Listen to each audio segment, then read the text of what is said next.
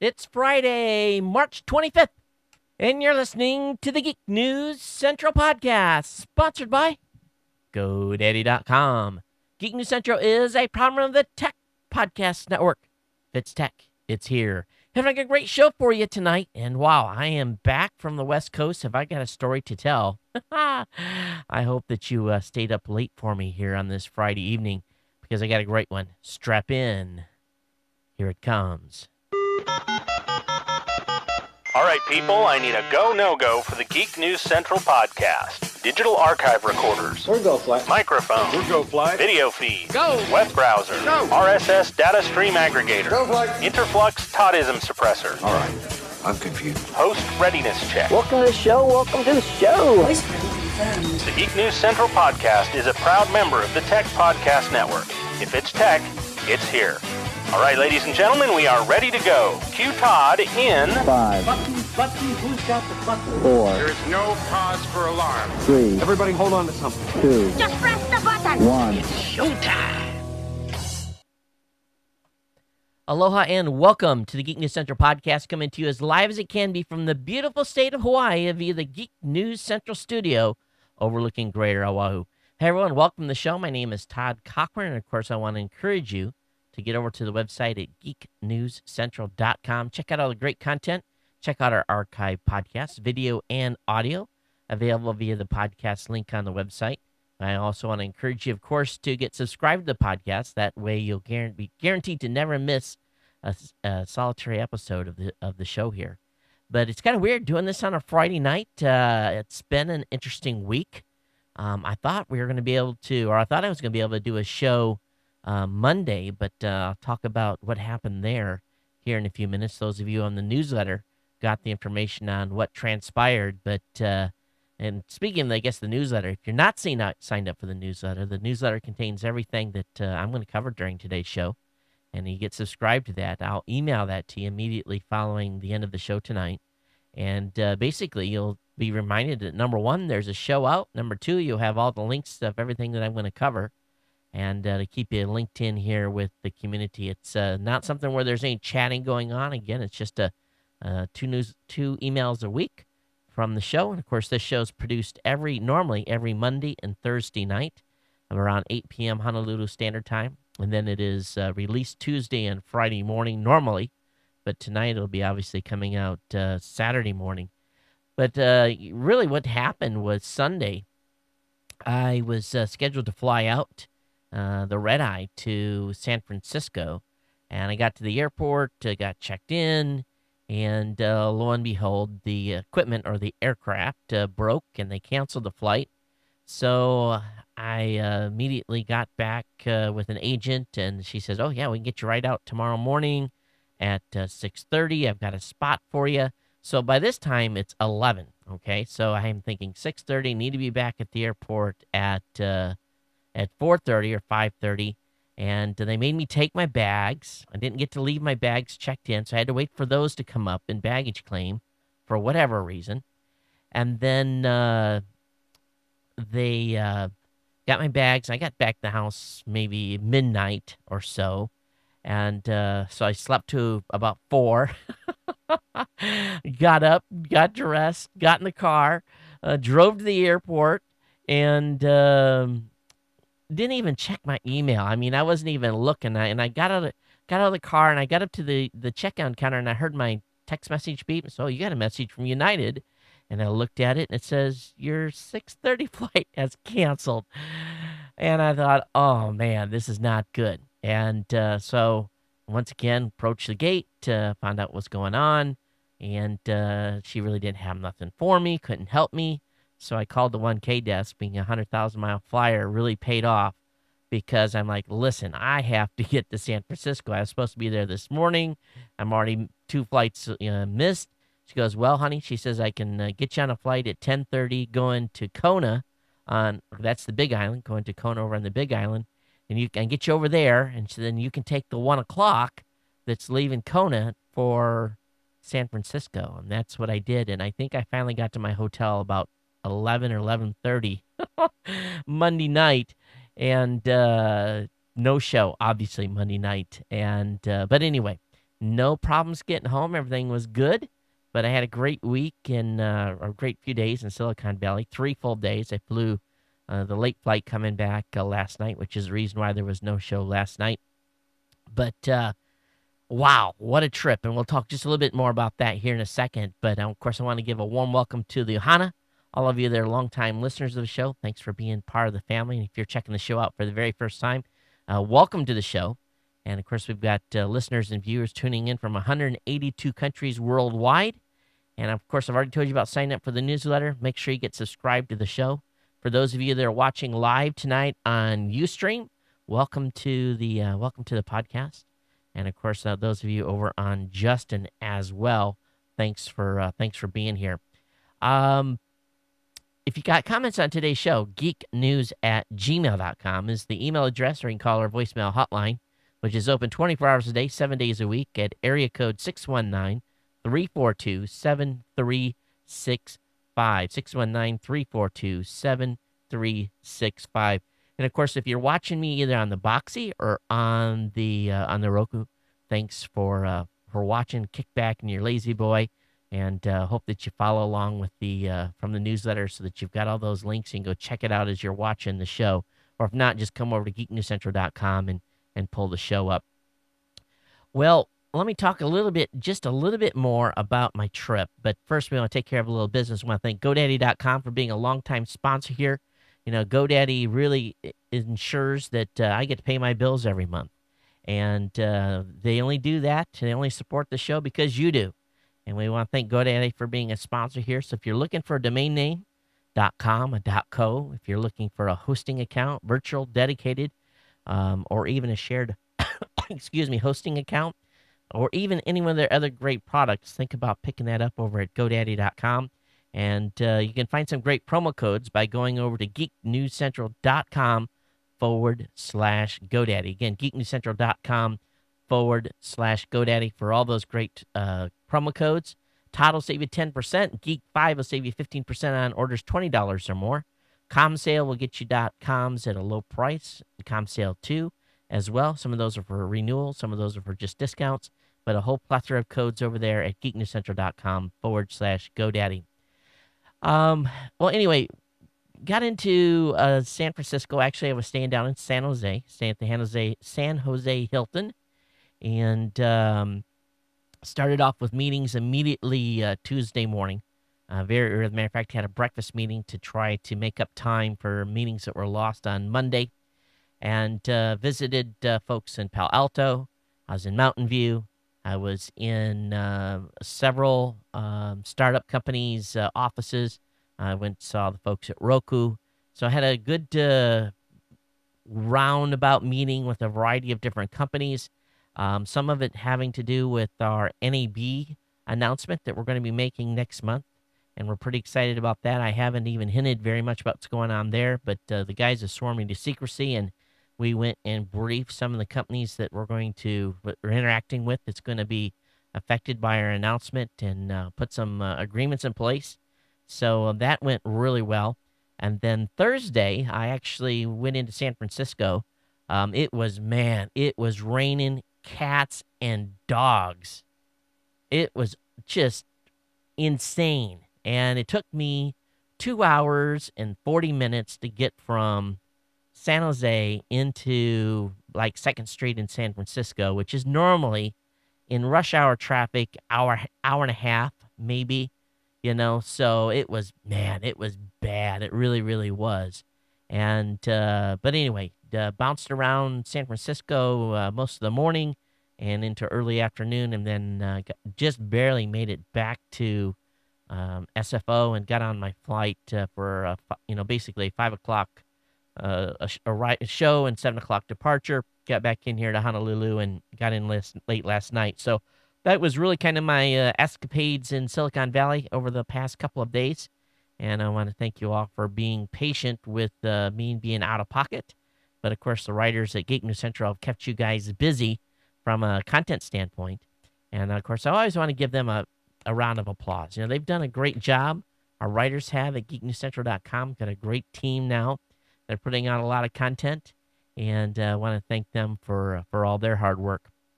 one thing I'm going to do is I'm going to have a contest, new contest starting today. And this actually was waiting for me when I got home. This is from Seagate. It's a GoFlex Slim. It's a hard drive. Now I'm going to be taking it out of the box and I'm going to be doing some testing. It's a USB 3.0 high performance drive. It's really, I mean, if you guys can see it, it's really thin. And so it's got the USB 3.0 interface with the little adapter and everything. So I'll be doing a test on this, but I'll be very careful to keep the packaging good. And we'll give this away a week from today, or actually on the next week's Thursday show. And here's how you qualify to win this prize. Number one, you can become an insider. So all you got to do is go over to geeknewscentral.com/insider and become an insider. If you're already an insider, you're already qualified for the contest. And if you don't want to become an insider, it has a minimum contribution of $25 on the insider page. That'll get you qualified for the contest for this giving away this nice Seagate GoFlex Slim. It's a USB 3.0/2.0 and not super big hard drive, 320 gigs, but it worked both on PC and Mac.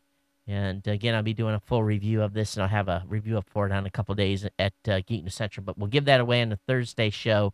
And but again, yeah, it's only 320, but it is USB 3.0, so it's a speed demon.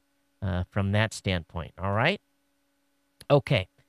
Let's see here. I'm going to be going right into a Saturday morning tech show. I'm scheduled to really, about 9 hours from now, do the Saturday morning tech show. We'll be getting started at 9 a.m. Pacific, so long as the Ohanasaurus back here doesn't give me headaches. I was messing with that today for a couple of hours to make sure it was good. And for those of you who've been watching the Saturday morning show, you guys will know this thing has been giving me grief in the audio patching, and something's been up. But anyway, it's working tonight. So we'll have that started tomorrow morning at 9 a.m. Pacific, 12 noon Eastern. Hey, I was on last Saturday, I was on a 24-hour podcast. I basically was invited to come in and do a 1-hour segment. It was from some anime podcasters, and I'm amazed. They rose over $60,000 in their 24 hours of being online. That's an incredible amount of money. It shows you the power of podcasting. They raised $60,000 in 24 hours in a Saturday benefit by a bunch of anime podcasters supporting money going back to Japan. I think it's incredible, an incredible amount of money. I think during the hour that I was on, $2,000 to $3,000 came in. So, that was what they were, obviously averaging about every hour was $2,000 to $3,000. And, but it's, amazing amount of money that they raised, and congratulations to them. I got a lot of content for you tonight here, so we'll get into that here in just a second. Those of you know that from time to time I've been taking some college classes, and I'm on my final one, folks. I've got one. This is it. This is my final class. And I'm done. I am done. And I'm scheduled to walk in June. And I'm very happy to be completed. So tomorrow I'll be spending all day doing homework. But nothing like doing continuing education when you are at my age. It's not fun, but one more, I'm done. I'm so happy to be on the last class. It's a heavy math class, and I'm going to be pulling my hair out. Hey, as a reminder here, the Audible deal is going away soon, okay? So your chance to get a free book on me is about to end, all right? We got just a few days left in this promotion. So I really want you guys that haven't been sitting on the fence, this is the time to get off the fence and go over to audiblepodcast.com/CES. That's audiblepodcast.com/CES. I've been listening to IWAS.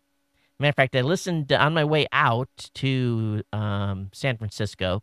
I was actually listening to a variety of different podcasts. And on the way back, I was listening to IWAS. What a great way to fly, fill your head with good information, and get up on tech. So I'm almost done with it. So I'm looking for a new book. So if anybody has a suggestion on Audible, let me know. We'll cover that in the next show. But you can get a free book on me. You just get a free one, okay? Just get a free one on me. Get that free 14-day trial by going to audiblepodcast.com/CES. I've thoroughly enjoyed Every book that I've gotten with Audible, some are, of course, better than others, but very rarely have I gotten anything that I was bored with. So definitely check it out, and you get a free book on me again by going to audiblepodcast.com/CES. All right, let me look at my stack. I have another thing to talk about, a sponsor later, and I'm thinking that's it. And just the stuff, as again, if you have comments on today's show, geeknews@gmail.com, geeknews@gmail.com, and of course, the hotline is 619-342-7365. Now, I'm going to tell you, folks, I'm sacrificing tonight to do this show on a Friday. I know that I promised you a show, and I wanted to make sure I was going to get one for you.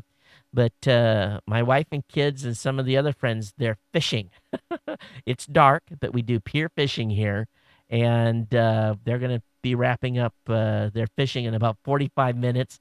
So my wife is like, see, every time we gotta go fishing, you miss because you got something to do.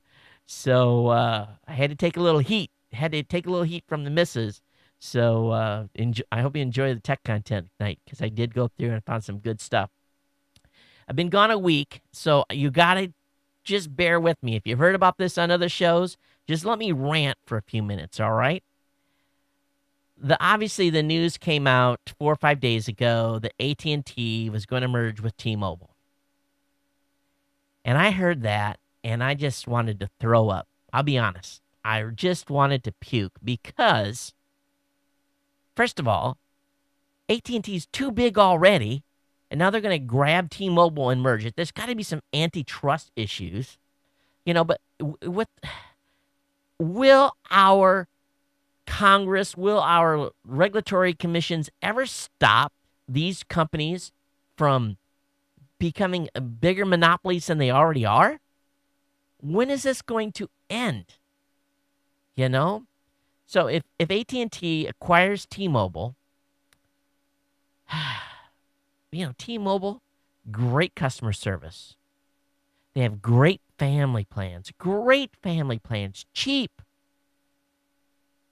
great service. And they're my wife and kids are all on T-Mobile. We've never had an issue. Whenever we did, we could get resolutions. With AT&T, with a stupid iPhone with AT&T, I pull my hair out. You can't even, good luck talking to a human being that lives in the United States. Don't get me wrong. I don't take this the wrong way. But, give me someone that, understands everything I'm saying to them. And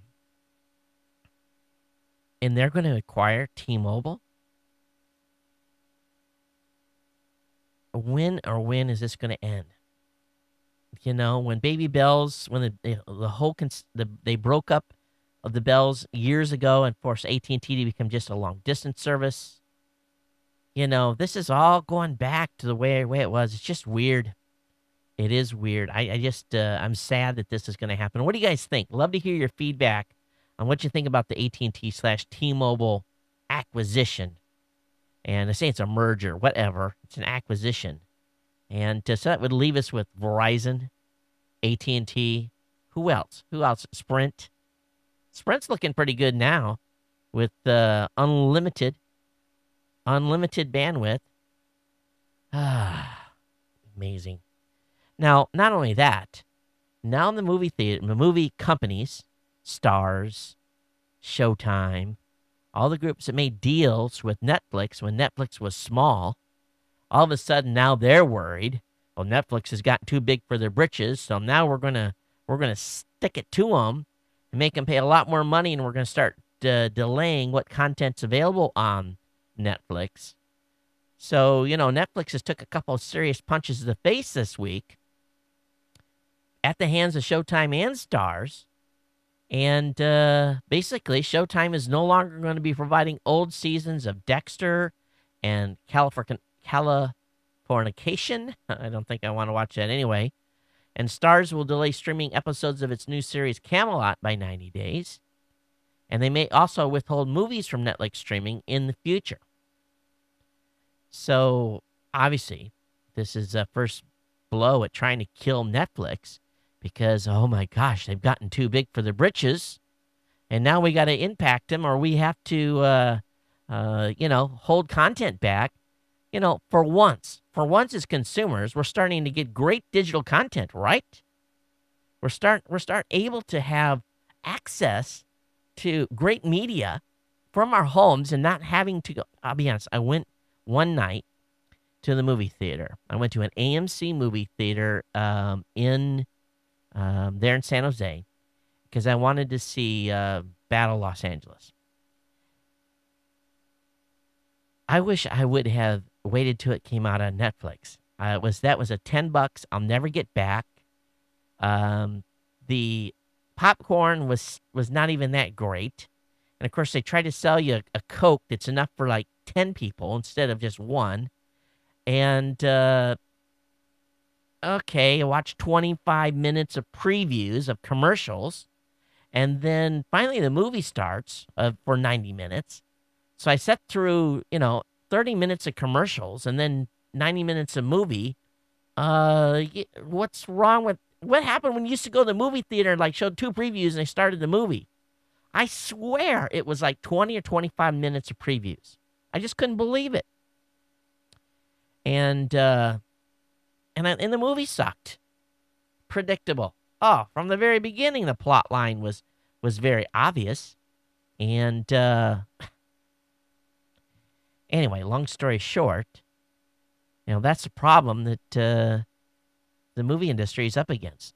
I have a better experience sitting at home with my family in front of my flat screen television with a Roku or a Boxy or with my Apple TV even, or even, my video on demand service from Time Warner. Actually, we don't have that anymore because we cut the cord.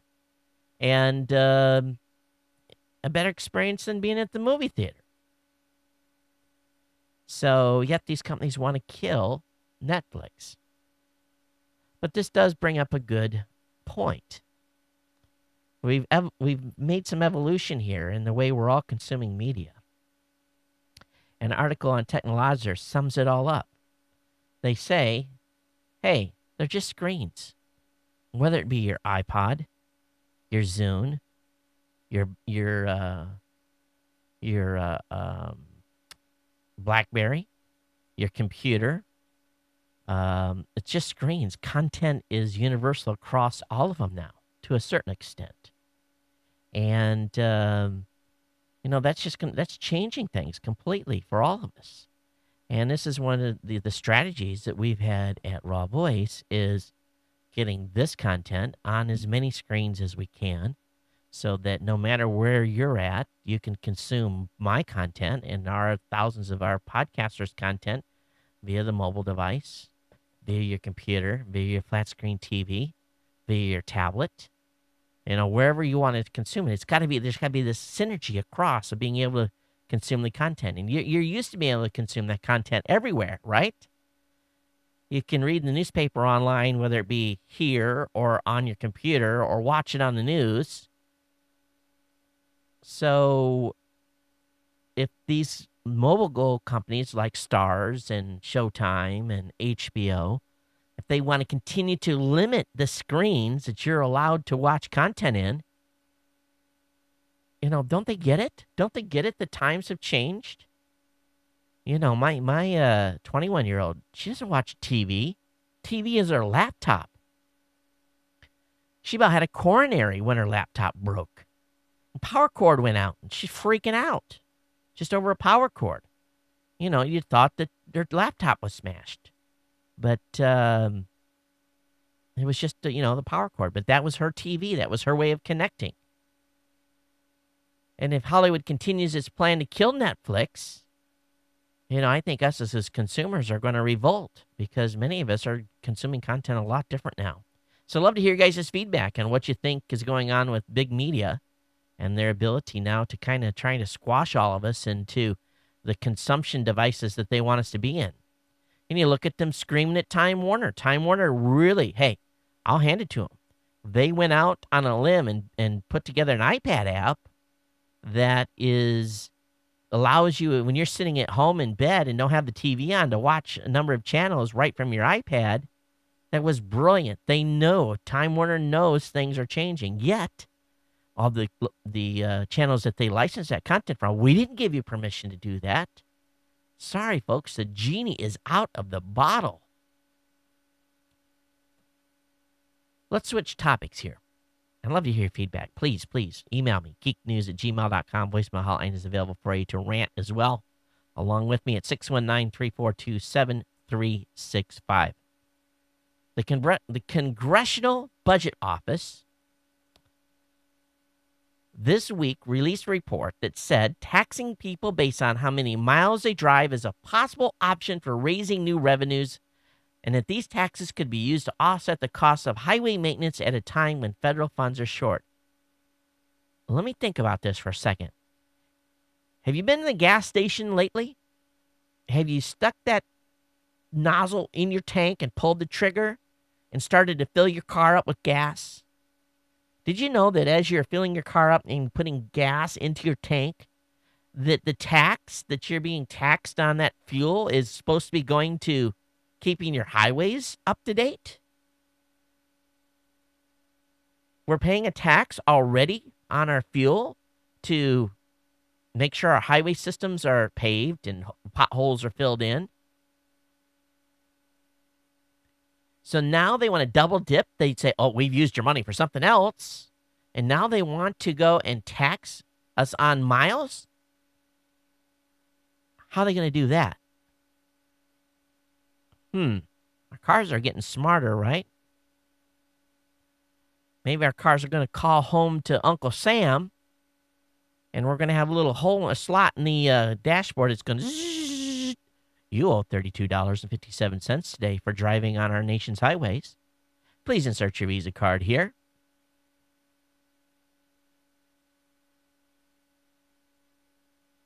Can you believe this? They want to spend $556 billion over the next 6 years, which will go to our federal transportation improvement programs. How much money are they collecting in fuel tax already? Is that being said anywhere? I'd like to know how much they are on that. Once you put the money towards where you're already taking it from.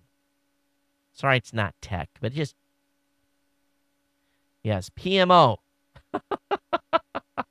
Have to keep the show child safe. That PMOs me. How about you? My good old Clearwire connection has died, and I can't watch the downstream. So those of you that are on chat tonight, please keep me square on whether make sure this stream is online or not. Oh, boy. Hey, you know, I never knew about this, but apparently in the 80s, the Department of Energy started to design what would have been the biggest science experiment in the world, which would have been a superconducting super collider in Waukatachi, Texas. And those of you that are in that part of Texas, if I just destroyed your city name, I apologize.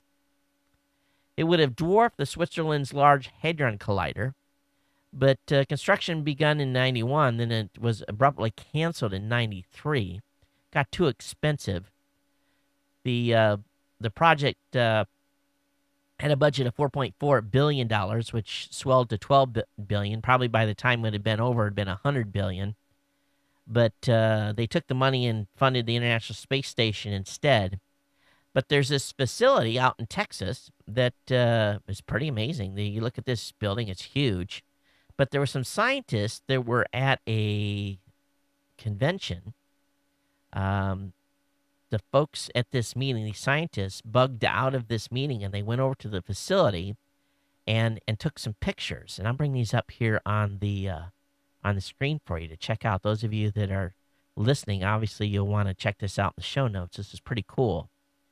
So here is this facility from the air and what it looks like. And there's your taxpayer dollars at work that never were utilized. And here was some of the, excuse me, some of the construction that was going on. But here's the facility today, abandoned and got a fence around it. But these guys essentially went in and broke in. They were able to get in the building. But originally it kind of looked like, this had all this great fancy gear inside, and now it's empty. All this equipment's been removed. deep holes in the ground and empty hallways, and you can see there's some pretty cool stuff there. They try to go down into the area where, because they'd already started tunneling, and but now there's essentially just empty rows, just huge building that's standing empty. Your federal taxpayer dollars at work, folks. Here's a multi-million-dollar facility just empty, and now the area is just filled in, and some equipment's still there, but when they went down, there was water, and they feel the tunnels are probably filled up with water. But just simply amazing, these pictures. And I sit here and read each of the captions. And I think you guys will enjoy this. But it just goes to show you that back in the 90s, hey, we had plenty of money back then. So, spending a couple of $1 billion and then just dumping the project was no big deal.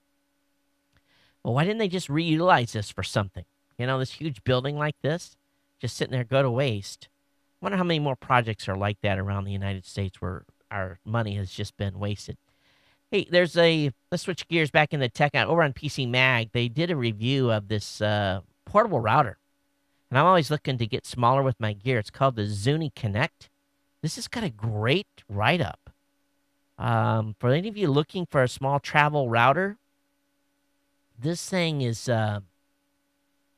pretty good. It says lightweight, has ports for charging mobile devices, has great performance.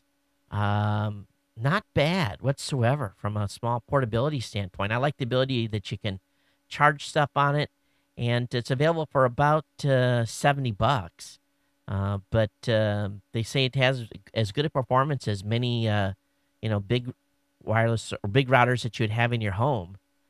So anyway, I have that link up in the show notes. You can check that out. Zuni Connect Travel Router, and I believe again $72. $72 for the higher end model that's got the USB charging ports on it as well.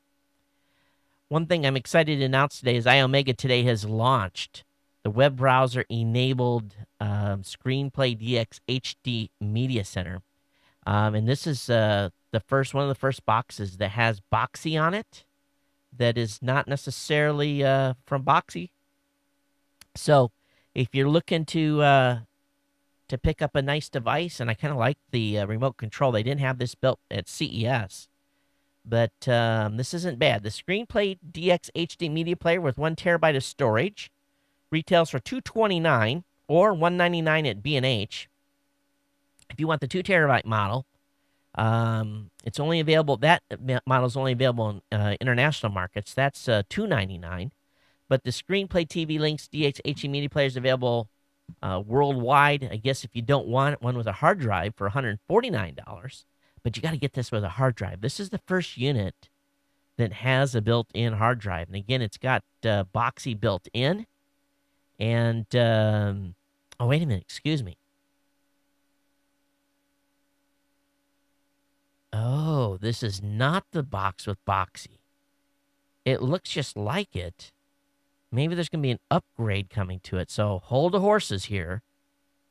So this one will only do just your media. It does have access to Netflix and Pandora. So it does have some stuff in it. Forget this one. Don't buy this one. Because I had seen these at CES, and he showed me these. And both of them were supposed to have Boxy in it. And I was pretty excited by that price point of $229 with the 1 terabyte of storage. But no, forget it. Wait, they got another box coming out called the iOmega TV with Boxy. That'll be later. But this was supposed to have Screenplay. Screenplay was supposed to have Boxy in it. It doesn't. I apologize if I got your hopes up there. But hold the farm on this one. Wait till the next box comes out, okay? Hopefully, they built everything into that second box that this one has got. Because this one really does have some nice features. You can play video on it, WMV, H.264, MPEG 1, 2, and 4. It'll do XVID. It'll do AVI, ASF, VOB, MP4, MOV, WMV. It'll do JPEGs, BMPs, PNGs, TIFFs, play audio, do playlist. But I think the box, the one that has Boxy in it is the one you want. Well, the judge is not real happy with the RIAA. The RIAA has requested trillions in damages from LimeWire. And I love what the judge says. In a scathing ruling filed earlier this month, Judge Kimba Wood of the U.S. District Court for Southern District of New York flatly rejected industry's claims that LimeWire should pay up to $150,000 for of each download of some 11,000 songs included in the RIAA lawsuit. She goes on to say, the plaintiff's position on statutory damages offends the canon that we should avoid endorsing statutory interpretations that would lead to absurd results. If plaintiffs were able to pursue a statutory damage theory based on the number of direct infringers per work, defendants' damages could reach into the trillions. So while LimeWire was shut down, this judge is saying, you guys are insane. It's absurd. So really what they wanted was $150,000 for each of the 11,000 songs, multiplied that by the number of times that the media file was infringed upon. So you start doing that math on your calculator, and folks, you run out of zeros pretty quick. How do you expect to get trillions from LimeWire? Okay, you're gonna go after the CEO of LimeWire and say, okay, you owe me $1 trillion. And the guy says, what you gonna do? You gonna make me live 1,000,000 years? So we'll see where this comes down on the court rulings in the future, but I love it. All right, the FCC may require mobile data roaming. Now, how many of you got in trouble with this? Don't ever go outside the United States and have your data on.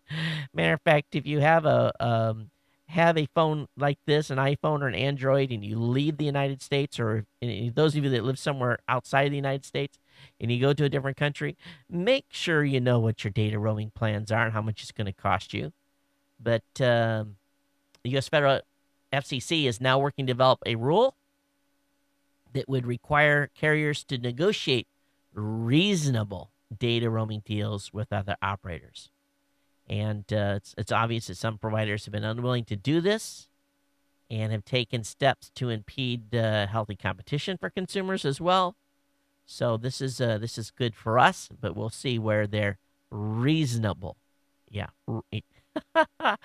Anything that is above about 7 cents a gig is unreasonable. And you know that they're charging huge dollars for data overage fees. Microsoft is bidding $7.5 million on net addresses. They are trying to obtain 666,000 IPv4 net addresses from the defunct Nortel. They may get it. They're the high bidder. But the folks over at ARIN, ARIN, have said that the address transfers must meet policies by the organization, of course, the American Registry for Internet Numbers. And I'm sure Microsoft will clear that hurdle. But obviously, Microsoft wants some more IPv4 IPs. And the question is, why? Should they not be ready for IPv6? Or does Microsoft have problems with their infrastructure and they're not ready for IPv6 and need more IPv4? I'm telling you, it's going to get to a point where IPs are going to be worth something there, and especially for groups that aren't ready, it's going to become just like this, a commodity that's going to be traded. Over on the BBC, we talked about those spammers that were basically their botnet was yanked out from underneath them with the help of Microsoft and another security firm. So now what they're trying to do is the group that was running the main servers that were controlling about 1 million PCs, they're trying to figure out who those folks are. Good luck. Here's the thing that's going to make all of you get a little bit wide-eyed. You don't think there's money in spam? To run that botnet, they needed servers that would cost about $10,000 a month. So in order that infrastructure, if you think about that, an average server is about, so if you have an S3 instance, a large S3 instance is about 400. If you have a standard GoDaddy server, dedicated server. Those run about $80 to $100 a month is what a dedicated server normally runs. So you just do the math. That means they had about 100 servers running this botnet of 1 million machines. And it makes sense. You're going to need, some serious bandwidth there to do that. But if they were spending $10,000 a month to run the botnet, how much were they making? And if they were spending that much, they'll be back. That's for sure. They'll be back in the future. And I'm sure those botnets will be reestablished and our spam counts will continue to go up. MySpace. Wow. Yeah, they're still in business. They lost millions of users in the last month. Tech industry analyst Comscore says figures show MySpace lost more than 10 million unique users worldwide between January and February. Said that there were 63 million users of MySpace in February of 2011, down from more than 73 million the month before. Year on year, the site has lost nearly 50 million users, down close to 110 million in February of 2010. So they're bleeding at, oh, wow. That's some scary stuff. But everyone's gone to Facebook and Twitter. And a little bad news on the peer-to-peer side. Judges across the country have been hammering away at the that group called, what is it, or their name of them, the U.S. Copyright Group. In other words, that law firm that makes them sounds like a big copyright enforcement organization. Peer-to-peer lawyers have scored a victory. Mass subpoenas can proceed. So a federal judge in Washington, D.C. decided that 3 such cases can continue. And the ISPs involved need to turn over names in a timely fashion. If you remember, Time Warner basically said, we can process about 100 a month for you. So the question is, how will the judge force Time Warner and these other groups to cough up thousands of IP infringers, accused infringers' names in this, what will be a reasonable time?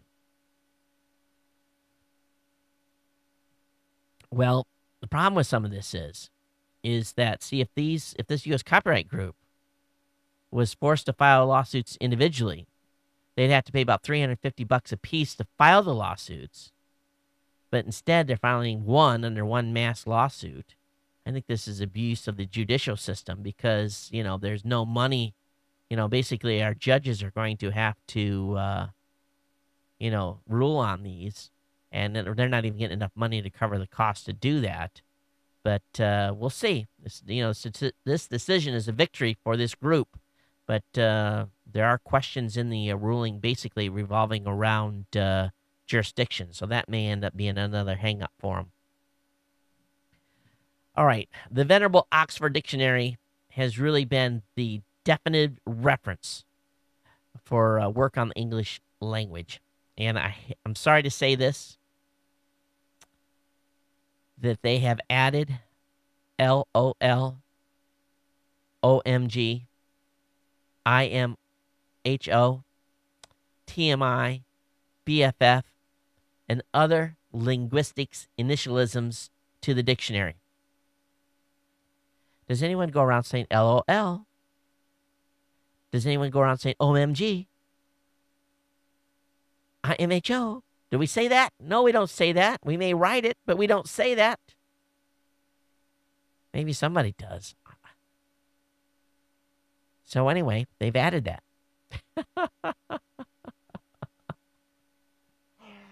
Oh, boy, oh, boy. It's a sign of the times. Those of you in Europe, if you've been advertising and using keywords to kind of get your way in front of folks that, basically what happens is in the United States, if you were to use the word Apple in an AdWords ad campaign, Google would basically block you from using the word Apple because it would be copyrighted, especially if it was related around some sort of a product. But in the UK, that has not been the case. So an advocate General to the European Court of Justice has recommended that restrictions be placed on the use of keywords owned by other companies through Google itself will likely remain free of liability. And so we could end up with those in the UK being restricted from using keywords that are, especially, well, I guess, specific in Europe. So it must be a European Union thing here. So I apologize for saying the UK. Apparently, those in the European Union will be not allowed to use keywords in your AdSense search campaigns. Not surprising. It's been that way here in the United States for a long time. Hey, Doc Searle's got a good article about Uniting Airlines. He's basically talking about the United/Continental merger. And of course, I fly United almost exclusively and love some of his write-ups. So if you are a United, if you fly United a lot, I'm going to put this link up in the show notes. You can check it out. And I agree with him. I hope the folks over at United and Continental read his posting there because they all hit pretty close to home. Amazon's thinking about launching what they're calling a film and music locker. And basically what they would allow you to do is upload all of your MP3s that you have, all your music, all of your ripped DVDs, all your movies and stuff, and put them up on the cloud so that no matter where you're at, you would be able to access your media that you own and have licensed in their music and film locker. And this is pretty cool. Now, I don't know how they would implement this, if it would require some sort of DRM or whatever, but they've been talking with the various groups to get permission to do that. Still suffering from a little jet lag here tonight. I apologize, folks, for that. And just happens to just be the way it is. Kodak has went around in a $1 billion Apple rim patent dispute. Of course, Eastman Kodak won a big verdict against Samsung and one other group earlier last year, which resulted in about $580 million coming into Samsung. Oh, that was $960 million. It was settlement reached with Samsung and LG, basically over the same exact patent violation. So this recent ruling could allow Kodak to start collecting on many of its patents it has, that it feels all companies that are using some sort of a camera and some sort of digital processing that is very specific to one of Kodak's patents, where these groups could end up paying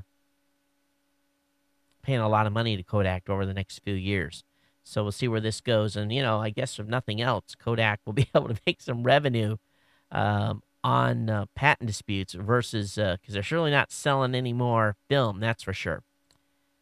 All right, those of you that were big fans of my blog log, well, yesterday was the last day. Yahoo terminated it. They sent emails to all of the users. I was one of them. They basically said, hey, thank you for being a customer, but we've discontinued the service. And, it's effective May 24th, but they sent the announcement out yesterday. And they're not going to hit our credit cards anymore or anything like that for having service. But May 24th, my blog log goes away. But the announcement was yesterday. I saw a pretty cool video, and it's about the iPad 2 glass. And you guys saw me do a glass demo at CES. And if you haven't seen that, it's a pretty good one. You'll be able to find it on Geek News Center. Just do glass, Gorilla Glass, CES, and you'll find the video. But when you see this demo, this YouTube video, it's about 3 minutes long, on how they compared iPad 1 and iPad 2 glass, I think you're all going to get a little wide-eyed. I did, that's for sure. And all I can say is the iPad 2 glass does very well as compared to the iPad 1 glass. This next article, and let's see if I can blow this up so I can bring this. This was, let me tell the site first so I give them credit. Over at univisualdesign.tumblr.com, unvisualdesign.tumblr.com, something was discovered. And if you guys look at this, and those of you have a MacBook Air, look at how the iPhone slips right into that socket perfectly. And basically what it is, the notch in the MacBook Air matches the top curvature of the iPhone. I think that was probably by design. I don't know, but pretty cool discovery by them, and makes you say that, boy, oh boy, the Apple folks are always thinking, that's for sure. Have you ever seen some of those Hubble photos? Have you ever wondered how, basically you see these beautiful multicolor, translucent. It's just it's just it's almost just unbelievable what the Hubble produces. But did you know that Hubble sends those images down in grayscale? There's really no color in them, but yet when we see them online, they're in color. Well, there's a video that's up on Gizmodo. The video reveals how NASA photoshops Hubble's images, and basically some of these photos take as much as 10 years of scaling, rotating, aligning, color processing, dealing with missing pixels and artifact restoration. And but you got to see this video. It's pretty impressive. It's about 4.5 minutes, but it just goes to show you what they go through. And but it really makes you wonder what Hubble is really seeing out there. Being, consider this is all in grayscale, but you just wonder what if they get the colors right and everything as they're working through this. But anyway, link will be up in the show notes. You'll be able to check it out.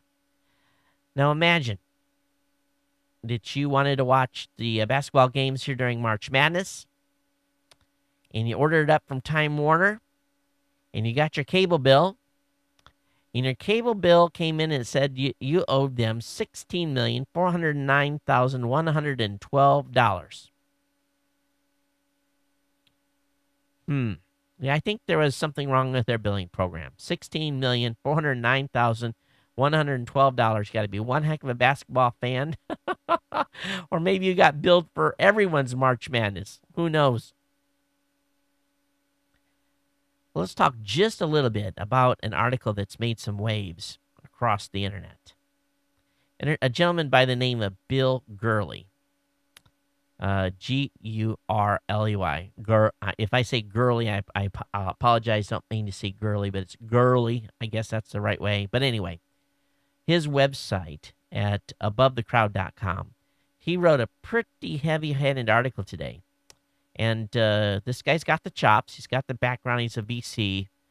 He thinks that Android is an unstoppable freight train that will prevail against all of its rivals. He says, for Google is not even a product with a business plan. It's just a weapon at the service of their master's domination strategy, a way to destroy any potential threats that may eventually kill their search monster.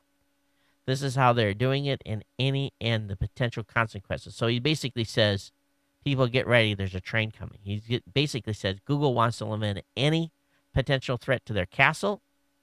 Said with Android, they are not building business, they're building a moat. He says Android may be the end of the software industry as we know it. And I agree.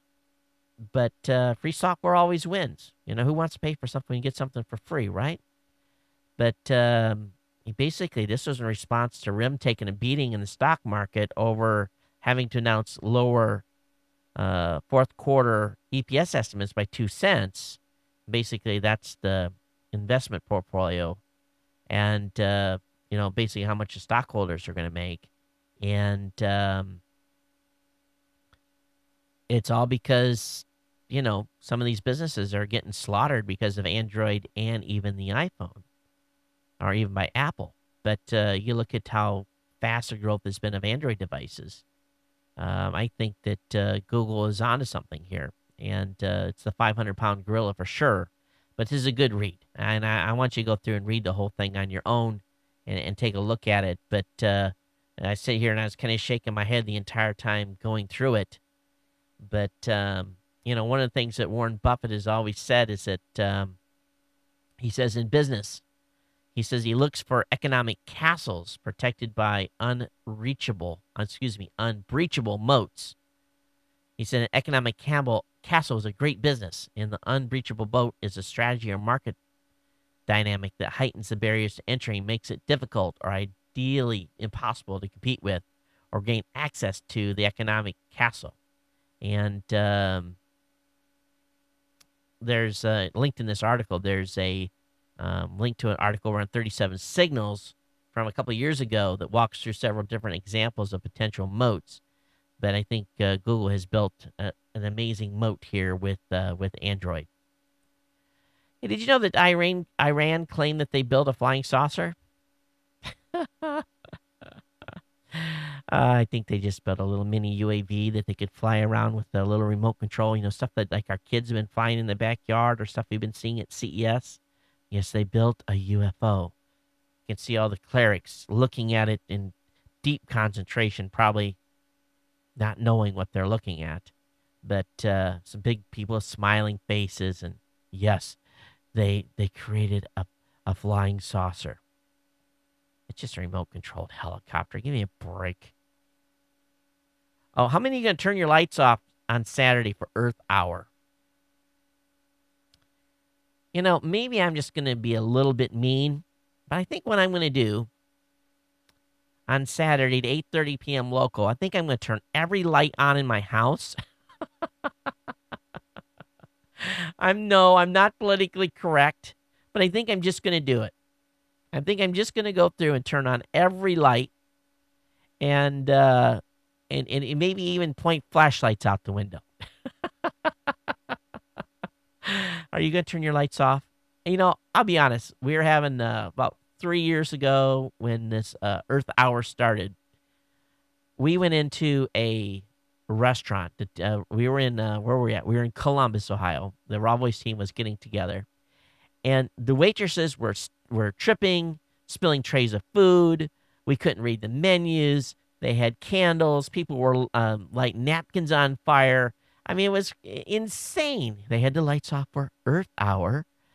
Wanted to be green and protecting the planet, but yet people were getting hurt. Food was getting spilled. Stuff getting splashed.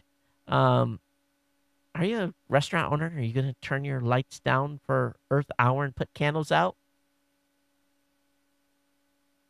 Not I. Not me. NASA had a funeral today, or yesterday actually. The Stardust spacecraft, which recently did the flyby of a comet, they decided that it had done its mission. The $300 million 12-year mission has come to an end. They, I don't know why they did this. And I don't know if the spacecraft had a nuclear power plant or not. They don't go into that detail. I guess I could dig around and find it. But instead, they burn up the rest of the propellant. 146-second burn. I don't know where they were pushing the spacecraft towards. Maybe, hopefully, they're pushing it outward towards the boundary air or something. But it's basically they killed the spacecraft, and the mission has come to a close. So your taxpayer dollars are worth $300 million. Done. It's finished. It's I guess it's run on solar power. So I guess it'll stay online as long as it can has a view of the sun. But it's done, and they killed it. Astronaut Mark Kelly said yesterday that there's a good chance his wife, Congressman Gabrielle Giffords, will be able to attend his upcoming launch on Space Shuttle Endeavour. Of course, I believe that launch is going to be April 19th. So it'll be nice to see if she's able to leave rehab in Arizona to come for the launch at the Kennedy Space Center. Always looking for cool icons and stuff. And you have to be careful out there and downloading stuff to make sure that what you're getting is not copyrighted. So if you're looking for some cool icons, the folks over at Web Designer Depot have put a bunch of them together for you. And they're just kind of little cute ones you can use on your websites and so forth. And I'll bring them up and show them to you in the on the site here. But they're basically appliance icons. They got a microwave, they've got a light bulb, dishwasher. So some fun stuff to use. They're open source. You'll be able to go and get them and don't have to pay for the utilization, either on commercial or non-commercial websites. So nice to see people do that from time to time. Those of you would be very happy to know that even though U.S. Copyright Group had a big win here, in the court system, the thousands of accused BitTorrent downloaders, including those that were being chased over the Hurt Locker, can breathe a sign of relief that their case has been dropped.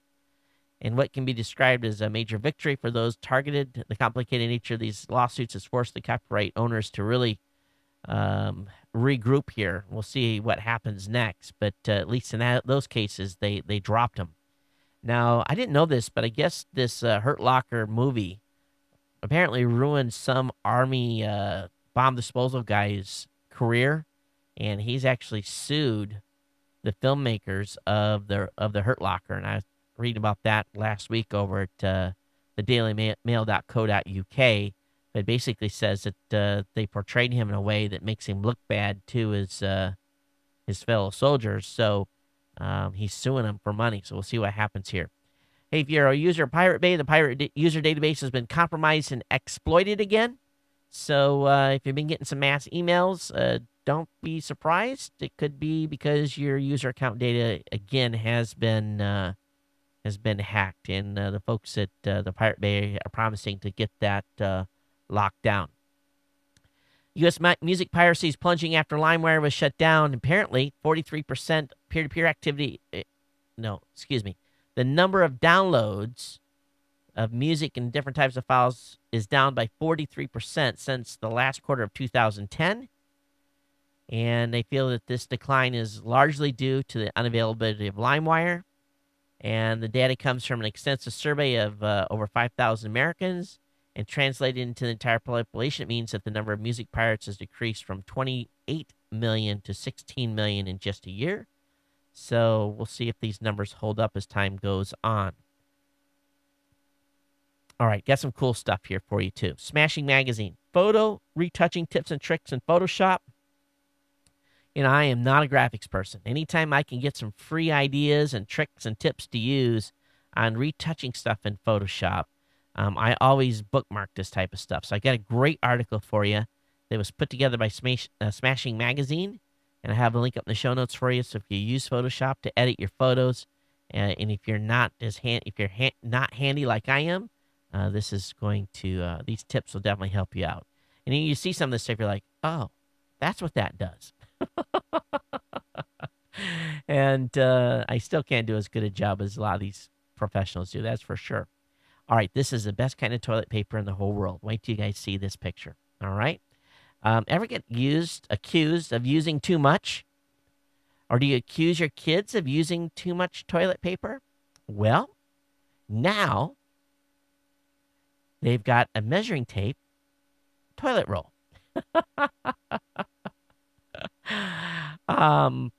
First of all, I don't know if I want to put anything that has yellow ink. Yellow and black ink. I don't know. I think I want to use that anywhere sensitive. But for $6.99 a roll, at least you can have this in for as a put it in your bathroom during a party or something and get a good laugh. Probably no one will actually use it. They'll probably want to take some of it home and show it off. But at least you can say I only used 4 inches or 6 or 8 or 12 or used 24 or 36. So anyway, they can measure off how much TP you're using. Toshiba has, let me bring this picture up. Toshiba has announced a USB-powered mobile monitor. And, of course, this is powered by DisplayLink. You guys have seen DisplayLink monitors before. But this is just a new monitor that's come out and is available. We're going to see if this loads up. This was, again, another article over on Gizmo. And for $199, you can get a monitor that has a capability of doing a resolution of 1366 by 768. It's only 14 inches, but the purpose here is these things are so small you can travel with them, and you don't need to. You just put it in your computer bag in your other slot, and you've got an extra monitor to work with that you just hook up with a USB cord. No power cord is required, and it really has a DisplayLink technology built right in. For those of you that are podcasters, video podcasters primarily, this is a great product. And I don't know why anyone else would want this, but it's called Roxio Game Capture. You put this device in between your gaming console and your television, and it'll actually record your gameplay. And I think this is pretty cool. So capture, edit, and share Xbox 360 and PlayStation 3 gameplay. There's going to be some more devices coming out to, I think, cover the Wii as well here in the near future. But they have a full review of how this thing works. And I know that a lot of podcasters that do video stuff where they capture games, game recordings, I think they're really this is going to help them in increasing their production value here. But it does require you to plug this box into your PC, and I think right now it's only for the Mac at this point. I don't know if it's PC based or not. But anyway, link will be up in the show notes for that. Now, when I broke my back in 2004, one thing I had a big trouble doing was putting on my socks. I could get dressed I could get my pants on by flipping the pants around and kind of wiggling into them. But when I broke my back, it was in my full, basically it wasn't a body cast, but it was one of those clamshells. I struggled. I'd have to lay on my side and reach back and pull my leg into a contortion just to get my socks on. But for those of you that have a medical issue, now I can put my socks on just fine now. But if you want to have some assistance in putting your socks on, there's a device for you now. And $14.98 for those of you that may have a medical issue or can't bend over far enough to reach your toes. This will help you get a little bit of an extension to help you put your socks on. How well this thing works, I have no idea, but I was able to get my socks on. People should be able to get theirs on as well. You know, when you can't bend over and I still got my socks on, oh man, what people will come up with. I'm sure it's going to sell a lot of these things. I'm sure that comes in real handy and put them on fast too. How many have heard about this product called the Joystick IT? It's basically use it to play games on the iPad. It's an arcade stick, and I didn't even know these things existed, but an accessory that you can get. The folks at Ogizmo were giving some of these away, but I was just amazed that they actually have a iPad arcade stick so that you can, I guess it's for doing Pong or bouncing little objects around and so forth. But anyway, have a link up to that in the show notes. Getting into just a little more tech stuff here. I'm going to be running long. I got to get into some audio comments. Those of you who use the Miro video player, it's coming to the iPad and Android, so they're expanding where that availability of that product is. So look forward to that coming online. Hey, those of you that have downloaded Firefox version 4, when you're watching the video on Geek News Central, it's going to be coming to you in WebM. Love to hear your feedback on how that video looks as compared to the M4V video. Of course, Firefox 4 is now out and available. They've had a huge number of downloads. Of course, we had a good write-up about this by one of our writers at geeknewscentral.com. And essentially, in the first 48 hours since Firefox 4 has been launched, they've seen 15.85 million downloads. They've had, let's see here. Oh, that was weird. How did I get feedback? I heard myself. Anyway, 10,200 peak downloads per minute, 5,503 average downloads per minute, 91.7 downloads per second. So anyway, this goes on and on and on. So definitely want to check that out. But Firefox 4 is available, and I hope that you've upgraded already. It seems to be a pretty good update. And I've got a whole bunch of how-to articles here talking about Firefox, not losing your tabs, and being able to use some cool plugins to be able to manage your the way Firefox 4 looks like, and even revert it back to make it look like Firefox version 3. So have those links up in the show notes. Also, if you're looking to keep your PC clean, CC Cleaner has been updated to support IE9 and Firefox 4. So that's available. So I'll have that up in the show notes for you as well. Let's see here. I don't have that link. I got some tips for Microsoft. How many of you use the Send To model menus? The Send To menu. Did you know you can add extra stuff to the Send To menu? There's a little trick to do that. I have that link up in the show notes for you to check out. And we'll skip that one. Those of you that are Android users, if you've had, there's some things that people are not real happy about, like silencing your phone at night or accidental phone calls. They got some ways for you to modify your Android handset to kind of overcome those annoyances. I'll have the link up on that. That was from makeuseof.com. They got pretty good instructions there.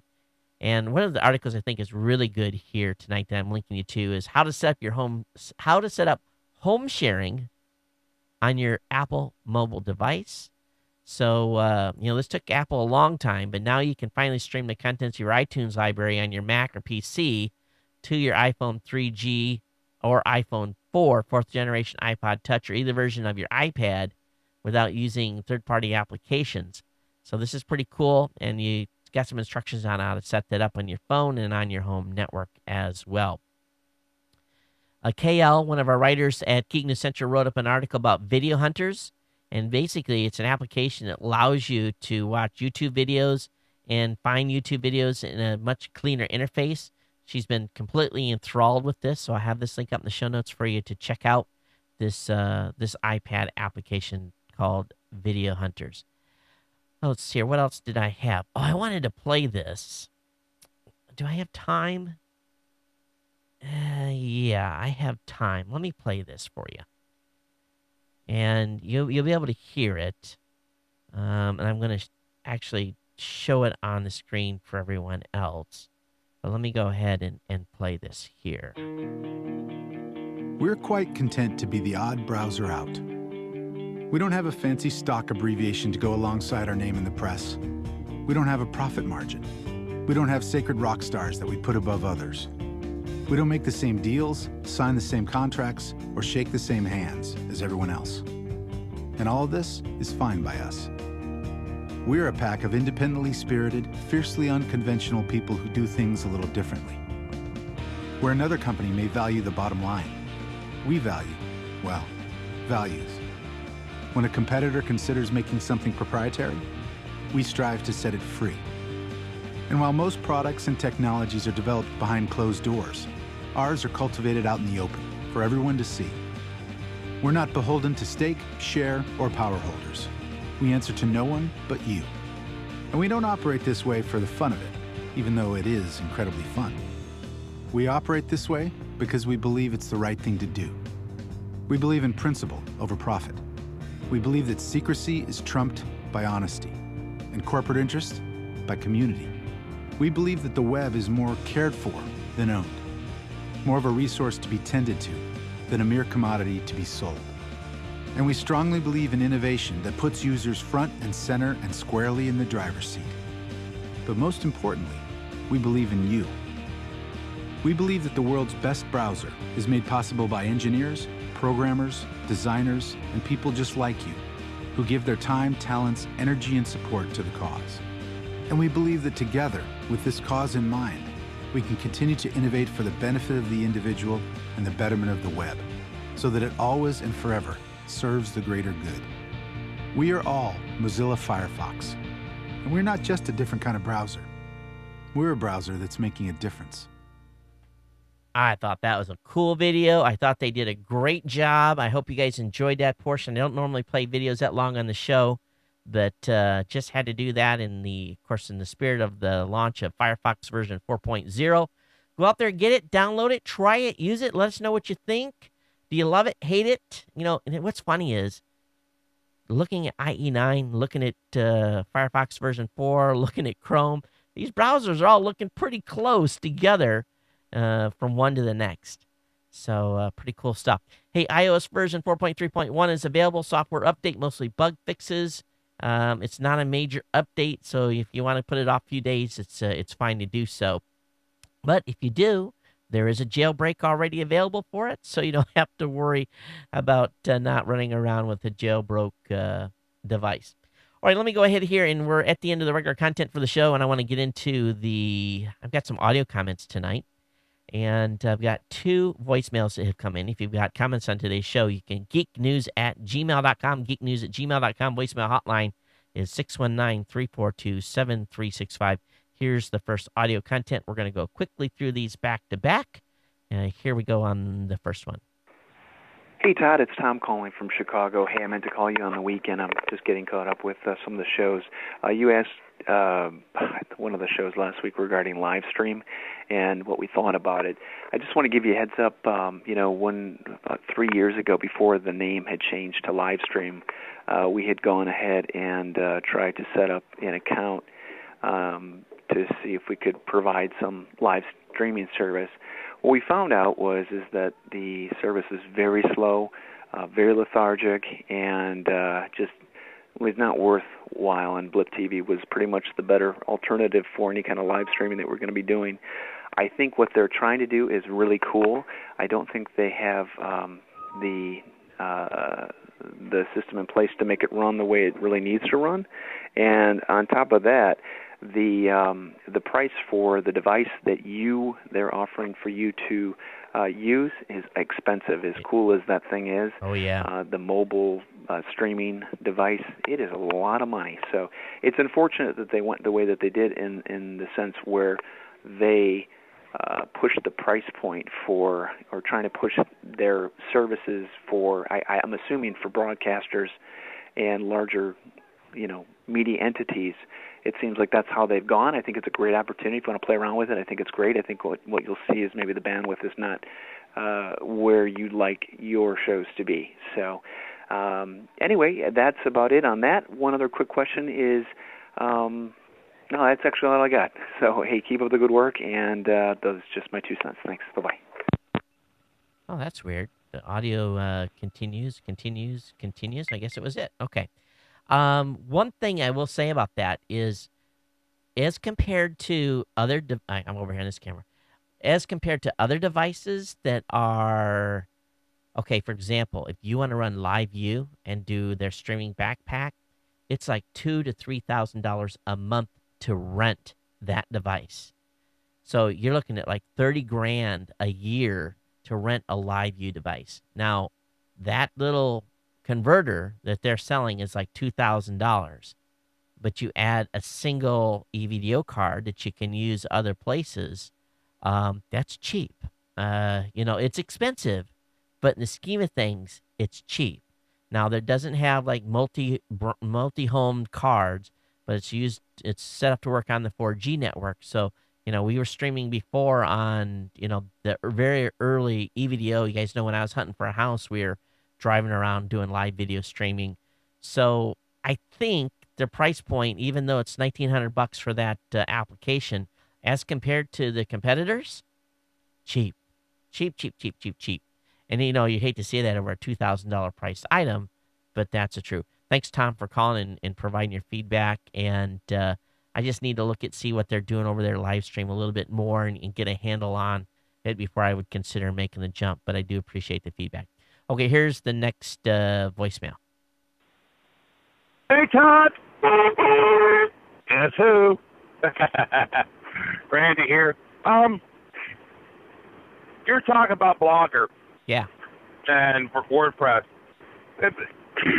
Actually, I got a couple of comments here, but I'm trying to keep this one on point. Maybe I'll call you back with another one. Probably send you an email. Anyway, Blogger. For $10, you can take a Blogger blog and get it registered via Google and the Blogger blog. And if you do it through the Blogger interface,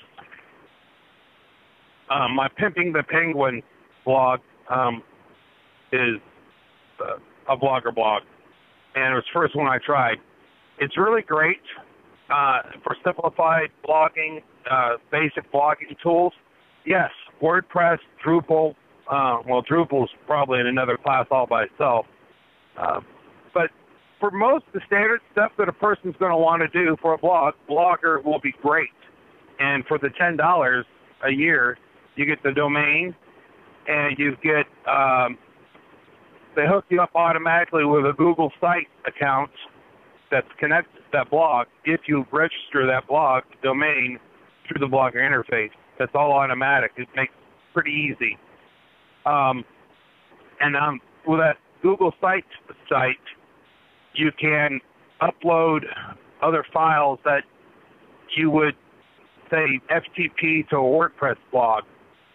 The nice thing about Blogger is you're not constantly inundated with updates for your widgets and things like that with WordPress. You're not the hosting. I've had hosting issues when I was running the Juice Penguin blog, or actually Oddcast. It was WordPress. It was hosted at a 1-on-1 and at GoDaddy at various times, and you can run into the whole bandwidth issue. Using Blogger, you don't have that issue. It'll scale. You don't have to worry about it.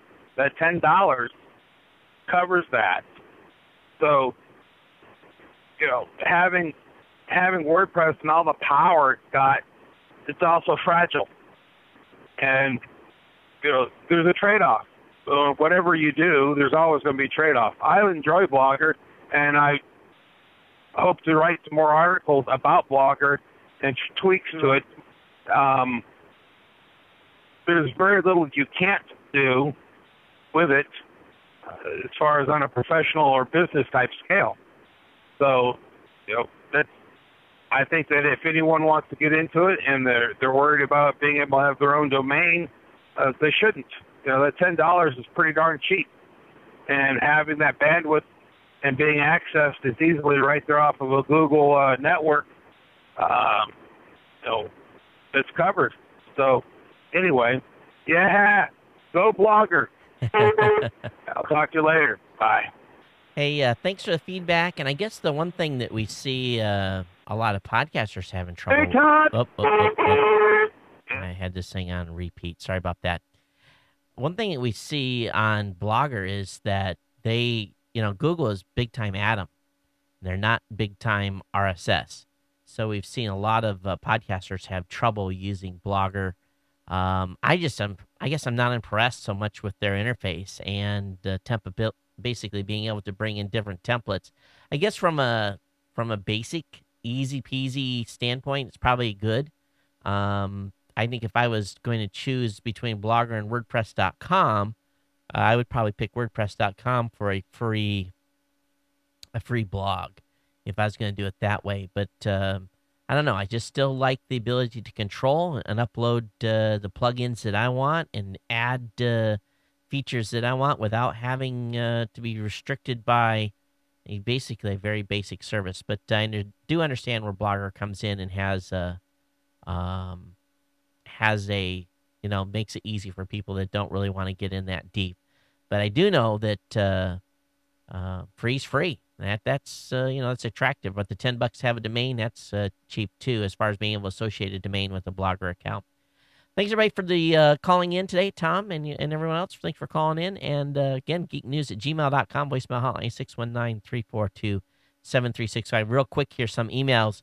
Got an email from Dano. He says, "Hey Todd, love the show. What has actually worked best for me," and this is in reference to business cards, what has actually worked best for me is simply to email people on the spot when I meet them via my smartphone. From there, I usually get an email back and can build upon the relationship, be it Twitter, LinkedIn, phone number, meet in person again, etc. I'm not sure how this would work in a conference atmosphere. I've only really done this for meetups. Keep up the great show. Hope your friends and family are safe. Yeah, we're all good. And thanks, Dano, from that. I definitely appreciate it. I think from a standpoint at a trade show, people just aren't giving out. It's not feasible. Business cards are still kind of the way to go. At least I think it is. I got an email here from Frank. He says NASA opens new facility at Wallops Island, Virginia. So he's got a link up that to me in the show notes. Thanks for that, Frank. If you live here in Hawaii phone carriers are offering free calls and texts to Japan. This is a pretty good deal. 7 telecommunication providers that service Hawaii are offering free calls to assist customers in contacting family and friends following the March 11th earthquake, and it's going to be all the way through like April 7th.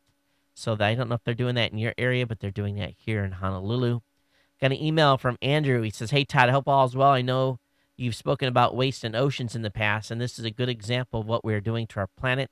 This is an article that's over on independentco.uk and talks about plastic found in a single turtle's stomach. I'll have that link up in the show notes. Thanks for that, Andrew." Got an email here from Ken. He said, "Hey, Todd, suggestion for your next show, unless you don't want to upset the fanboys." He says, well, this is about Apple suing everyone for using the App Store name. We know that Apple sued Amazon this week because they used App Store in the name, and they actually went after another site as well. But I agree. Apple is making a preposterous claim to the trademark office that they invented the App Store concept and name, and they're asking a judge, of course, to stop Amazon from even using the word App Store. I think this is a little bit off the chart as well. We'll see where they get with this. But they say app, that means Apple. No, it doesn't. It means application. Has nothing to do with Apple. It means app, application. And we've been saying apps for a long time, long before Apple did the App Store. Give me a break. I agree. Thanks for your email, Ken, on this. I want to give a shout out to Lou. We're at the Lou Trek Show. He's going to be doing his 100th show here in about a month. And this is quite an accomplishment. I think he's a little bit a ways away, but just kind of do an early shout out. If you guys haven't checked out the Lou Trek Show at loutrekshow.com, make sure you do that. He's one of our members over at the Tech Podcast Network. Got a great email here from Trucker Tom. He said, "So the camera never lies." He says, "High-tech new device comes with airbrush function, but will even whiten your teeth." So this is an article that's on the dailymail.co.uk, and it's about some tools right inside the camera that will actually do some cleanup of people's complexions and make their teeth whiter, the lips redder, the eyes bluer, etc., right within the camera. So thanks for that from Trucker Tom. All right, folks, got to go. We're long, so thanks for hanging out with me. Again, geeknews@gmail.com, geeknews@gmail.com. Voicemail hotline is 619-342-7365. We'll be back with you on Monday for the regular show. Hope you'll join me on Saturday morning, which is just a few short hours away, for the Saturday morning tech show. We'll have about an hour and a half of tech commentary and discussions about all the tech that happened this past week. My trick is going to be to finding some new stuff to talk about, but that won't be a problem. But we've been huge long today. Thanks for being patient with me. Makes up for not having a show on Monday. But until next time, everyone take care and aloha.